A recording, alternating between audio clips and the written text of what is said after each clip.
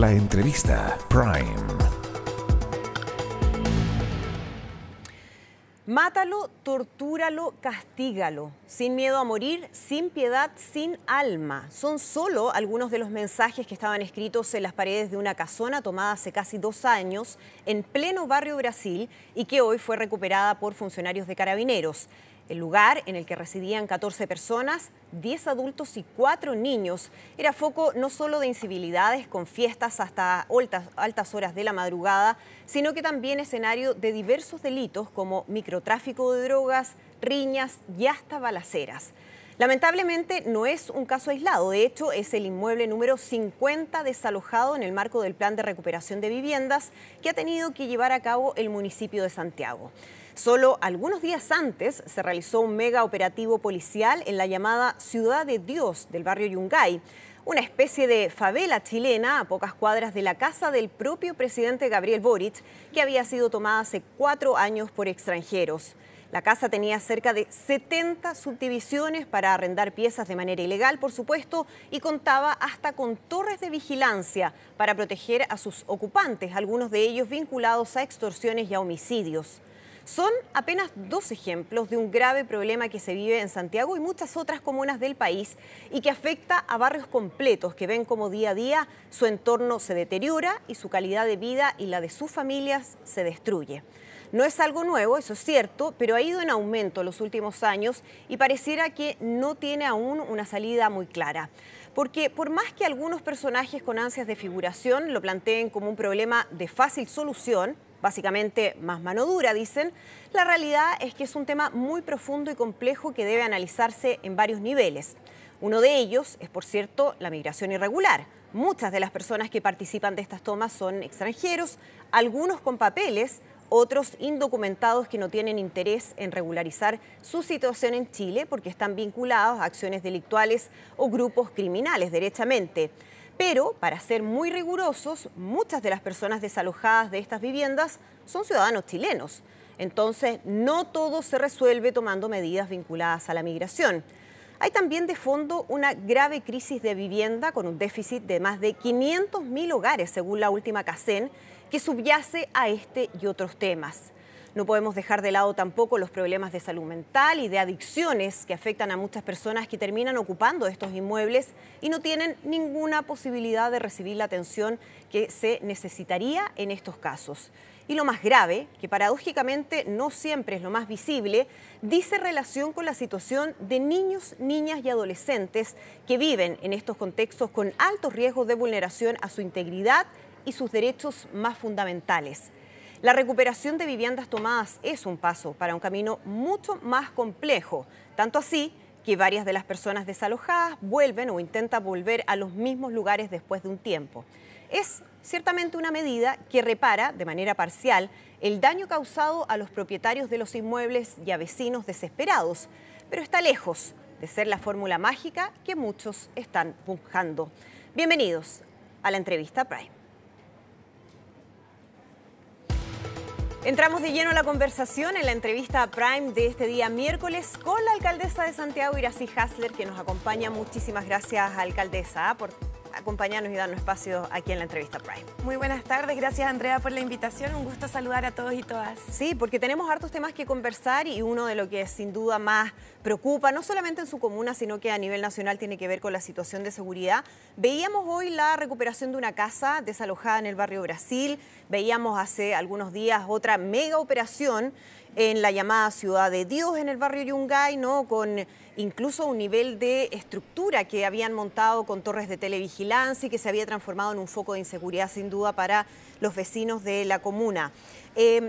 Hay ya 50 inmuebles, entiendo, que han sido recuperados. Exactamente. ¿Es una solución definitiva, alcaldesa? Porque vemos también en muchos casos donde hay gente que es desalojada de estas casas en toma, pero después vuelven o van a tomarse otra. O en definitiva, ¿qué pasa con ese circuito?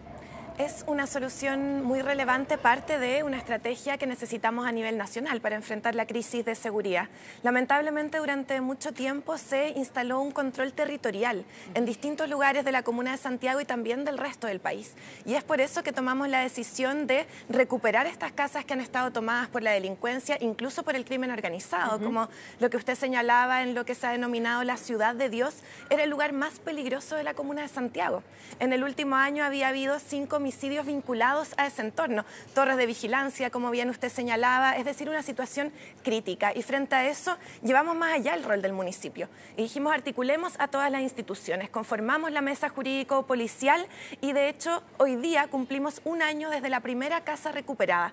Y a propósito de los intentos de volver a tomársela, nuestra estrategia tiene un periodo que es antes, meses de trabajo con Carabineros, Policía de Investigaciones, Fiscalía, Delegación Presidencial, se hace la investigación previa y cuando la Fiscalía ya termina ese proceso podemos ir directamente a desalojar estas casas.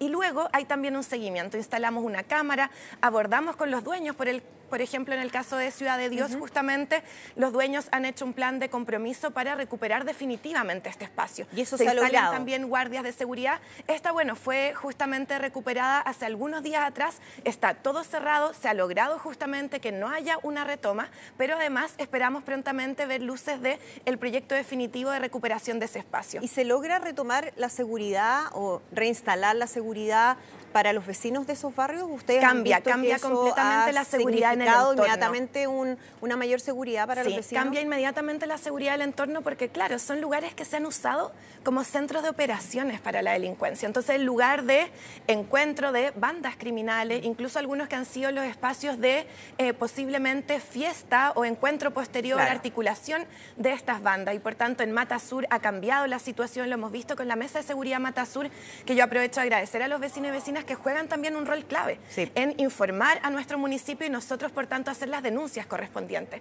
De hecho, hicimos la denuncia de 85 casas tomadas en comisión de delito y de esas ya hemos recuperado la casa 50. Alcaldesa, bueno, hay varios barrios que se han visto afectados por situaciones como las que usted describe, pero hay uno que llama especialmente la atención, que es lo que sucede en el barrio Yungay, porque es un barrio además que actualmente tiene entre sus residentes al propio presidente Gabriel Boric. Y muchos dicen, si en el barrio donde vive el presidente ni siquiera ahí se logra establecer una zona de seguridad, ¿qué pasa con otros barrios de Santiago o de otras comunas? ¿Es realmente seguro el barrio Yungay ahora o no? Hemos avanzado muchísimo en la seguridad, Andrea. Efectivamente hay una crisis en seguridad en el país y eso requiere de un trabajo articulado de todas las instituciones. Tanto el trabajo en terreno que hemos hecho con el municipio, incluso con nuestro rol que es preventivo, pero también de articularnos con las distintas instituciones para llevar más allá las distintas capacidades que existían. De hecho, antes no se había recuperado ninguna casa que hubiera estado tomada y tomamos justamente esa decisión. Y por tanto hemos avanzado mucho en seguridad, en recuperación de los espacios públicos en el barrio Yungay y también en los distintos barrios de la comuna. O sea, ¿hay más seguridad en el barrio Yungay? Hay más seguridad y falta mucho más todavía que avanzar. Y eso, yo soy vecina de la comuna, lo tengo muy claro y por eso hemos alzado la voz también. Y hemos trabajado con el gobierno a nivel nacional, hemos trabajado también en recuperación de espacios, por ejemplo, con el gobierno regional. Porque una cosa es directamente combatir esta mala ocupación de los espacios, estos centros de operaciones y poder retirarlos. Como lo hemos hecho también en el barrio Meix, por ejemplo. Pero también tiene que ver con cómo revitalizar el espacio. Todo lo que estamos haciendo en el eje Alameda con el gobierno regional y el gobierno nacional también son elementos clave para que avancemos en más seguridad. Ya recuperamos todas las fachadas, están hermosas las fachadas recuperadas. También estamos ya en plena ejecución de la pavimentación, pero vamos a tener además un destacamento especial con un financiamiento del gobierno regional de 3.900 millones de pesos en 2 años, que replica lo que ya hicimos como municipio en la Plaza de Armas, porque la Plaza de Armas cambió también completamente con el destacamento Santiago Seguro, con un copamiento preventivo, los paseos principales también, y por tanto estamos dando pasos muy importantes, estamos avanzando y también queda un camino. Asumimos una comuna que estaba con mucho abandono y eso ha implicado obviamente un camino de recuperación, de revitalización. O sea, usted insiste en la idea de que la comuna de Santiago es más segura hoy que hace 2 años. Hemos avanzado avanzado en eso, es más segura que hace 2 años, pero nos falta muchísimo. En el Parque Los Reyes, por ejemplo, estaba Brasil, tomado. Perdón que se lo pregunte tan específicamente, pero obviamente a propósito de las palabras del presidente Gabriel Boric, quien dijo hace algunos días que se podía caminar de noche tranquilamente por Plaza Brasil. ¿Es así? Porque los vecinos no piensan lo mismo. Bueno, hay vecinos que han dicho distintas opiniones, también muchos que valoran el avance que hemos tenido significativo. Si uno ve, el otro día vi un tuitero que ponía imágenes de hace algunos años en la Plaza Brasil y las imágenes de ahora. Y uno ve cómo se nota lo que hicimos gracias a los presupuestos participativos que votaron los vecinos, donde recuperamos todas las fachadas del entorno. ¿Usted caminaría sola por Plaza Brasil de noche sin escolta? Bueno, yo no tengo escolta, pero creo que necesitamos... Le hago el contrapunto con el presidente. Creo que en todo el país necesitamos avanzar en más seguridad y eso implica también la Plaza Brasil, los distintos espacios. Pero para eso hemos dado pasos que son significativos y necesitamos más en aquello. Claro, pero déjeme insistirle en la pregunta. Si no quiere ponerse usted de ejemplo, ¿usted le recomendaría a una persona, a una mujer sola que camine por Plaza Brasil de noche? Mira, en nuestro país y en el mundo las mujeres vivimos distintas situaciones de violencias que son graves. Pero en algunos lugares más que en otras. O sea, usted me entiende la pregunta, que voy, tiene que ver con la situación de seguridad en Plaza Brasil. Es que efectivamente en los distintos lugares del país pueden existir situaciones de inseguridad y en eso a mí me parece importante que seamos también empáticos y que tengamos claridad de que tenemos que seguir avanzando en aquello y tanto en nuestra comuna, en otras comunas, en el mundo, las mujeres hemos sufrido distintas violencias. Incluso hoy día inauguramos un nuevo sistema, Santiago Te Acompaña, con 2 móviles, gracias también a los recursos de la Subsecretaría de Prevención del Delito, de acompañamiento directamente a violencia intrafamiliar y a violencia que es otro tipo de violencia igualmente grave, no quiero restar la importancia. Son muy graves y que ocurren también muchas veces en el espacio público. No me quiero desviar de lo que estamos hablando, alcaldesa. A propósito del debate de seguridad, uno de los temas que se ha instalado es militares en las calles o no, para apoyar la labor de seguridad que actualmente tienen las policías. Usted está más cerca de la postura del alcalde Bodanovich, quien sí abrió esa puerta y dijo que podría ser una posibilidad. ¿Es así? ¿En qué contexto? ¿Cómo definir aquello? Sí, lo primero es que yo siempre he dicho lo más importante es fortalecer a las policías y efectivamente usted también lo decía, tiene que ver con cómo liberamos capacidad de las policías para que estén justamente en el orden público, en el combate a la delincuencia, porque son quienes tienen las mayores condiciones para aquello y necesitamos más dotación policial y eso es evidente, o sea, necesitamos más dotación de carabineros, por eso nosotros nos dimos cuenta que en el Parque Los Reyes no íbamos a contar con la dotación suficiente porque sabemos que están con mucho trabajo y por eso decimos cerrar el parque para abrirlo a la ciudadanía y ha cambiado también, la familia hoy día lo pueden disfrutar. Ahora, no solo el alcalde, sino que también el gobierno, de hecho, ha presentado un proyecto de ley que tiene que ver con el resguardo de infraestructura crítica y en eso nosotros no tenemos ningún complejo en abordar las necesidades que tenemos en seguridad. Crítica específicamente. Específicamente porque son elementos que nos pueden ayudar a liberar a las policías justamente para las distintas tareas. Y es en esa línea que ha ido especificando también, me parece, el alcalde, que abrió en buena medida este debate, pero que el gobierno ya había presentado también justamente un proyecto de ley en esta línea. En ese sentido de mirada de su sector respecto al tema de la seguridad, ¿hay alguna autocrítica de cómo ha ido cambiando la mirada frente al tema de seguridad y cuáles son las medidas o el camino que debiera implementar el Ejecutivo o en este caso los municipios para poder enfrentar este problema? Yo creo que hay 2 cosas. Por un lado, efectivamente, dentro de la izquierda, durante mucho tiempo no se le dio toda la relevancia que tenían los temas de seguridad para poder avanzar en tantas demandas que tenemos, de tener una mejor calidad de vida, de poder disfrutar de nuestro espacio público. Y usted se incluye en esa izquierda, me imagino. Yo creo que en general ha sido parte de ese debate, donde obviamente yo vengo del movimiento estudiantil, priorizamos especialmente la educación pública, o la igualdad entre las personas, o la recuperación de nuestros parques, nuestras plazas, y eso va sin duda de la mano con la seguridad. Pero también hay un segundo elemento, Andrea, que tiene que ver con cómo ha variado en nuestro país y en la región, podríamos decir, en Latinoamérica, una situación desde una delincuencia más común hacia el crimen organizado. Y eso lo hemos visto en distintos lugares y lo hemos visto en la comuna de Santiago, donde muchas veces los vecinos dicen, no, miren, en esa casa hace muchos años está tomada, se trafica, hay distintas situaciones y queda en impunidad y nadie hace nada. ¿Y ese fue un problema de diagnóstico desde su sector? Porque este es un tema que si bien ha aumentado en los últimos años, está presente desde hace varios, es decir, ustedes tuvieron un diagnóstico equivocado respecto a cuál era la magnitud del problema que estábamos enfrentando como país. No, yo creo que más que de diagnóstico, como le decía, efectivamente ha habido una prioridad muchas veces en la izquierda de otros temas que son sin duda muy relevantes, de nuestros derechos sociales, los derechos fundamentales que son pero podrían haber avanzado a la par. Y que no siempre se le dio toda esa relevancia. Pero hoy día hay un diagnóstico que en los últimos años efectivamente ha ido cambiando de manera significativa y hablamos de situaciones que no son solo de una delincuencia, sino que también de directamente crimen organizado, vinculado a homicidios, a bandas que han actuado en distintos lugares, bandas incluso que tienen personas que son de distintas nacionalidades, y que eso también ha cambiado en nuestro país, y eso implica también que el Estado tiene que actualizarse. O sea, el Estado chileno, creo, no estaba preparado para estas situaciones, no se actualizó en los últimos años. Creo que está dando pasos en ese camino, pero nos falta. En la persecución, por ejemplo, con inteligencia a la ruta del dinero. Acá nosotros hacemos un trabajo súper importante junto a Carabineros permanentemente, nosotros colaborando, obviamente no tenemos las tareas de orden público, no tenemos funcionarios que estén armados, pero jugamos un rol que es fundamental. Sin embargo, esto también requiere saber de dónde están ingresando, por ejemplo, productos irregulares a nuestro país, que son los que identificamos hace algunos días atrás en un lugar que había más de 60 bodegas en el barrio Meix, que pudimos justamente desocupar. Y eso tiene que ver también con mejorar la capacidad de la inteligencia, y yo creo que eso requiere un gran acuerdo nacional de seguridad. ¿Y ha cambiado toda la mirada de la izquierda, o más bien la mirada de todo su sector? Porque si hablamos del despliegue de militares y la ley de infraestructura crítica y lo que está pasando con la discusión de la RUF, no hay acuerdo en su sector respecto a cómo debería avanzarse. De hecho, el gobierno podría tener un revés desde el punto de vista legislativo si es que parlamentarios de su partido no lo apoyan.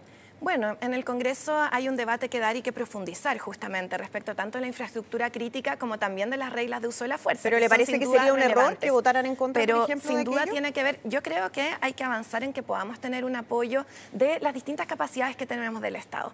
Con el fortalecimiento de las policías, que es lo fundamental, necesitamos más dotación de las policías, más capacidad para las policías, y yo creo que eso tiene que estar claro. En el caso de Santiago, la Policía de Investigación hace un trabajo muy importante, la Bicrim Santiago, pero son un grupo tan acotado de detectives que uno dice, claro, no pueden obviamente hacer toda la investigación que requerimos, y por tanto eso sí requiere ese fortalecimiento. Y a propósito de su pregunta de la diferencia, yo creo que hay un punto que es relevante que tiene que ver con cómo son también los gobiernos locales y cómo implica, por tanto, la gestión también de los distintos lugares y de los municipios, poder poner en el centro la necesidad de abordar los temas de seguridad, entendiendo las capacidades acotadas que muchas veces tienen los municipios, justamente. Alcaldesa, hay quienes ven en este cambio de mirada suyo o del alcalde Bodanovich respecto al tema de la seguridad un interés electoral. ¿Por qué? Porque obviamente usted está o tiene intenciones de ir a la reelección en las próximas elecciones municipales. ¿Qué dice al respecto de esa sospecha que hay, de esa suspicacia que tiene que ver más bien con un interés electoral que un cambio de mirada real del tema de la seguridad? Yo lo descarto absolutamente, Andrea. Aquí nosotros trabajamos todos los días por mejorar la calidad de vida de las personas. Esa es la responsabilidad que asumimos con mucho orgullo, con mucha convicción de conducir la comuna barrial y capital de Santiago. Y eso implica poder justamente entregar condiciones para tener esa mejor calidad de vida, con las políticas municipales, pero también con las políticas con otras instituciones.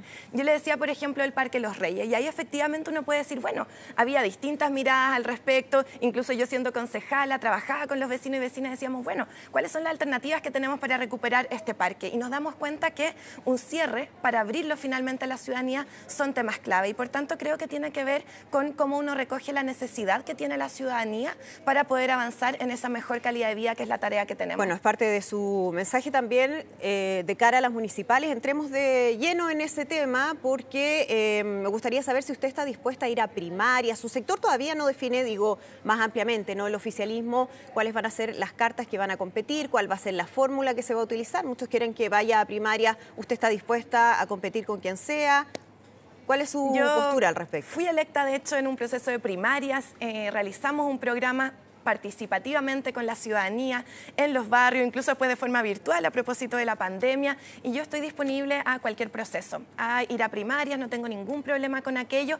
Creo que voy a estar discutiendo especialmente con el otro sector, con quienes estuvieron en la comuna de Santiago con su conducción y que la dejaron en mucho abandono, mucha violencia, sobreviolencia, y que justamente ese es el camino que hemos estado de recuperación y revitalización de la comuna de Santiago. ¿Qué le parecería competir con Sebastián Sichel, por ejemplo, en las próximas municipales? Bueno, disponible a competir con quienes definan del otro lado. Creo que sería ideal poder competir con personas que tengan algún arraigo con la comuna de Santiago. Se ha visto mucho turismo electoral por la derecha en este tiempo. Yo soy vecina de la comuna, estudié en la comuna, tengo un arraigo y quiero mucho a la comuna de Santiago, a cada uno de nuestros barrios. Cuando habla de ese turismo electoral, ¿se refiere a Sebastián Sichel o a otra figura? Bueno, a esa figura y a otras que han estado también en discusión por parte de la derecha, que probablemente no han estado en la comuna de Santiago hace mucho tiempo. Ahora, eso no es monopolio de la derecha, digamos. Hay muchos representantes de su sector que tampoco viven en las comunas. Pudiera ser, yo puedo hablar por mí, yo soy vecina de la comuna de Santiago, vivo en esta comuna hace muchos años, tengo mucho cariño por nuestra comuna, que no es solo una comuna capital como se ve muchas veces y por tanto se ven los números, la figura, etcétera. Es una comuna de 26 barrios, con historia, con identidad, con patrimonio, y esa comuna hemos trabajado para mejorarla y queremos seguir trabajando en aquello con mucho orgullo y especialmente con mucha responsabilidad. Mirando lo que viene a los próximos meses, bueno, un tema son las municipales, otro tema es lo que vaya a ocurrir con el caso Sierra Bella. ¿Usted estaba preocupada por lo que pueda decidir el fiscal a propósito de formalizar o no a algunas personas? No, en nuestro caso no hay ningún mérito para aquello. Lo ha dicho también hace poco el propio Consejo de Defensa del Estado. Una cosa es lo que hace el Consejo de Defensa del Estado y otra cosa es lo que puede determinar el fiscal. Y no hay ningún mérito para una formalización. Eso ha ido quedando demostrado en el tiempo y por tanto creo que no hay dificultad con aquello. Lo que sí es importante es que logremos la solución para el CESFAM Padre Orellana, que es lo que ha estado en el centro, que es lo que hizo que con 10 votos a favor y ningún voto en contra se buscara una alternativa y que después encontráramos otra alternativa, que es el exasilo Hermanitas de los Pobres, que estamos ya trabajando para que sea una realidad, porque el CESFAM Padre Orellana ha estado en una casa durante décadas y necesitamos que esté en el lugar que corresponde, que va a ser el exasilo Hermanitas de los Pobres. Vamos a ver, alcaldesa, que determina el Ministerio Público, porque más allá de lo que usted pueda legítimamente pensar, va a ser el Ministerio Público que defina, ¿no?, esa decisión de formalización o no. Absolutamente, a propósito de usted y de otras personas que han sido y me corresponde decirle que no hay ningún mérito para aquello, porque no lo hay. Quien sí va a ser formalizado es el alcalde de la comuna de Recoleta, Daniel Jadwe. Ayer conocíamos la decisión de la Fiscalía Metropolitana Centro Norte de su formalización por los delitos de cohecho, administración desleal, fraude al fisco y estafa, y en ese caso sí, el Consejo de Defensa del Estado por unanimidad decidió querellarse en contra del jefe comunal. ¿Cree usted que ha habido hostigamiento o que hay acusaciones infundadas, como han dicho varias figuras de su partido al respecto? Mire, yo creo que puede haber cosas distintas. Hostigamiento ha habido contra muchas distintas figuras en nuestro país. Pero en contra del alcalde Daniel Jadwe, y ha habido durante muchos años también aquello. Ahora, en el proceso investigativo y judicial, es un proceso que está en investigación. El alcalde ha dicho que va a ejercer su derecho a defensa. Yo espero que sea de esa manera y que él pueda, por tanto, demostrar los distintos hechos que ha señalado. Claro, pero profundicemos en lo de las acusaciones de hostigamiento, porque finalmente lo que se pone en duda tiene que ver con el trabajo que está haciendo el Ministerio Público, en este caso también con lo que decide el Consejo de Defensa del Estado. Por eso le pregunto específicamente si usted cree que ha habido una persecución o un hostigamiento en particular en contra del alcalde de Recoleta durante este tiempo. No, yo haría una separación de elementos. Hostigamiento creo que ha habido contra el alcalde en muchos elementos. De hecho, ha habido muchas demandas donde han sido desestimadas, pero creo que si hablamos de una investigación, eso tiene que ver con un proceso investigativo que está en curso y el alcalde ha dicho que va a ejercer su derecho a defensa. Sin duda va a tener esa posibilidad. Él ha dicho que de hecho estaba esperando tener la oportunidad de ejercer su derecho a defensa y yo espero que lo pueda hacer de buena manera en este proceso. ¿Qué debiera hacer el Partido Comunista en relación al alcalde Jadwe? Porque hay quienes, por ejemplo, ayer escuchábamos a la diputada Maite Orsini que decía que habría que tomar algún tipo de medida, como por ejemplo podría ser la suspensión de la militancia del partido.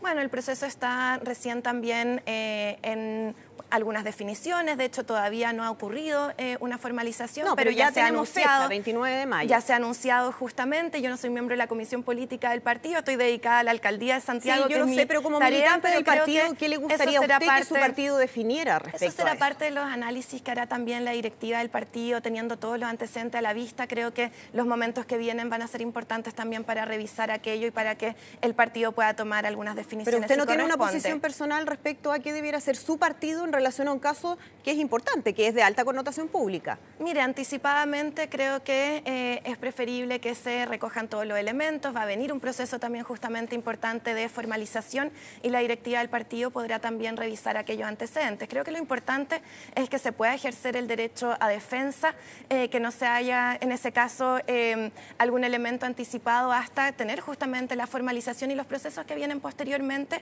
y en eso espero que se puedan tomar las mejores decisiones. ¿Debiera evaluarse, por lo menos, esa posibilidad? Bueno, yo creo que siempre todos los elementos están a la vista y por tanto a la evaluación, en este caso, del partido, de la persona que ha sido también denunciada y que va a ejercer ahora su derecho a defensa, donde yo espero pueda, como ha señalado también, demostrar los distintos antecedentes que tiene a la vista y que llevaron a las distintas decisiones que tomó ese municipio. Ha habido una defensa bien férrea de varios representantes de su partido al alcalde de Recoleta, Daniel Jadue, el último de ellos, el presidente del partido, Lautaro Carmona, quien dijo durante esta tarde que los militantes de la colectividad tienen una excelencia valórica y que no ocupan cargos para abusar de ellos, y además da por hecho que el alcalde Jadue dice, textual, comillas, la convicción nuestra es que es inocente. ¿No le parece una declaración un poco arriesgada o anticipada al menos, pensando que todavía tenemos que ver qué se determina en este proceso investigativo? Bueno, hasta que no se determine lo contrario en nuestro país existe justamente el derecho a la creencia en la inocencia de las personas y yo creo que eso es importante. El alcalde ha tenido además distintas políticas que han sido muy bien evaluadas, creo que en ese sentido también hace referencia el presidente del partido. ¿Usted cree en su inocencia entonces? Bueno, yo creo que él va a poder, esperamos, demostrar su inocencia en este proceso. Yo creo que justamente viene el derecho a defensa en este momento y espero que así sea. ¿Pero le parece adecuado que el presidente de su partido diga que tiene la convicción en su inocencia antes de que se determine por parte de la justicia qué es lo que va a ocurrir con el alcalde? Bueno, no me corresponde evaluar las convicciones, en este caso del presidente del partido, pero yo creo que tiene esa convicción a propósito del trabajo que se ha desarrollado, de los antecedentes que también puede manejar en este caso y que yo espero que el alcalde pueda justamente demostrar aquello en el proceso que viene, porque hoy día no podemos generar anticipadamente una creencia contraria, que hubiera una culpabilidad cuando está un proceso investigativo y por tanto el alcalde va a tener el derecho a ejercer justamente su defensa y creo que eso va a ser importante también. ¿Y comparte la mirada de Lautaro Carmona respecto a que los comunistas tienen una excelencia valórica? Bueno, creo creo que distinto, porque él menciona distinto a lo que ocurre al interior de otros partidos.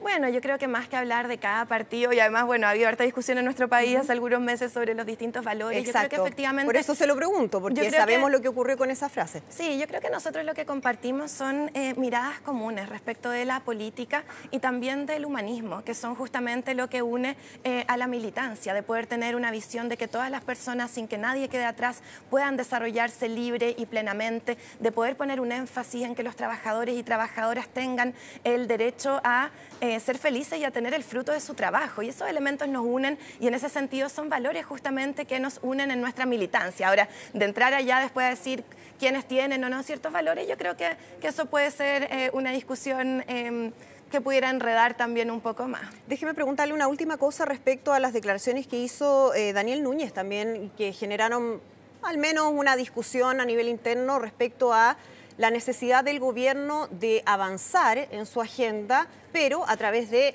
una presión social, pensando en las calles, y también podría ser gobernanza a través de decretos para el presidente Gabriel Boric. Pero lo de la presión social me interesa saber qué piensa usted y cómo lo interpreta también.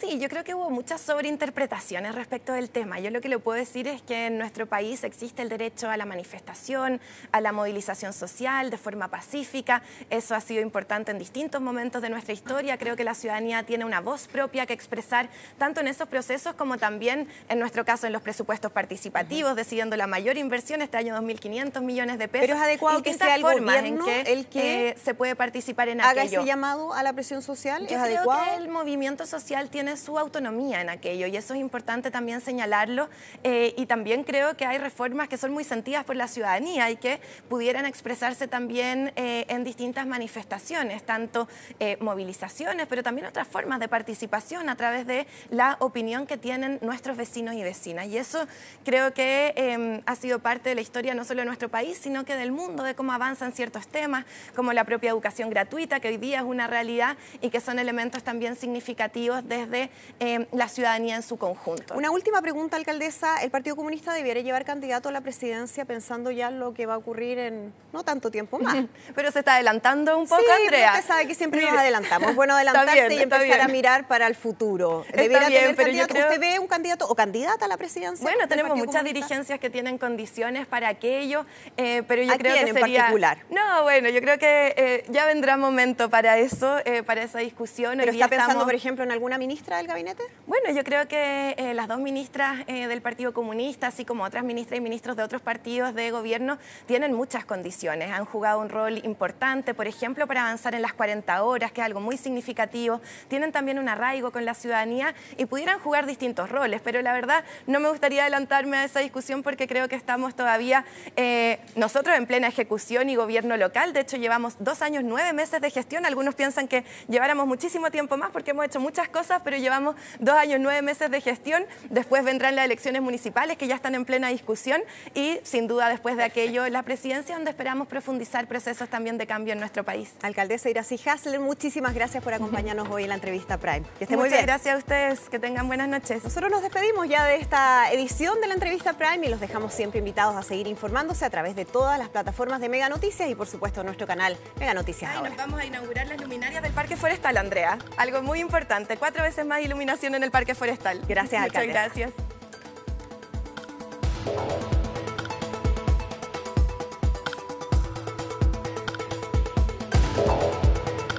La entrevista Prime.